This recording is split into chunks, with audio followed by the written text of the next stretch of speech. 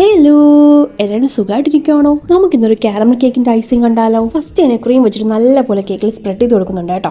ഇത് caramel sauce ഒക്കെ add ചെയ്തിട്ടുള്ള നല്ല റിച്ചുള്ള ക്രീമാണ് കേട്ടോ. അത് കഴിഞ്ഞിട്ട് കാരമൽ സോസിൽ നല്ലപോലെ ഫില്ലിംഗ് ആയിട്ട് കൊടുത്ത് നമുക്ക് സ്പ്രെഡ് ചെയ്തെടുക്കാം കേട്ടോ. ഈ കാരമൽ സോസ് ഞാൻ വീട്ടിൽ പ്രിപ്പയർ ചെയ്തെടുത്തതാണേ.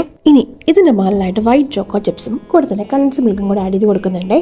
അപ്പോൾ ഇതാണ് നമ്മുടെ കാരമൽ കേക്കിന്റെ ഫില്ലിംഗ് ആയിട്ട് വരുന്നത്. ഞാൻ പൊതുവെ കാരമൽ കേക്കിന് ഫില്ലിംഗ് ആയിട്ട് പ്രലിനൊന്നും ആഡ് ചെയ്യാറില്ല കേട്ടോ. എൻ്റെ കാരമൽ കേക്കും ബട്ടർസ്കോച്ച് കേക്കും ഫ്ലേവറിൽ നല്ല ഡിഫറൻസ് ഉണ്ട് കേട്ടോ കഴിക്കാനായിട്ട്.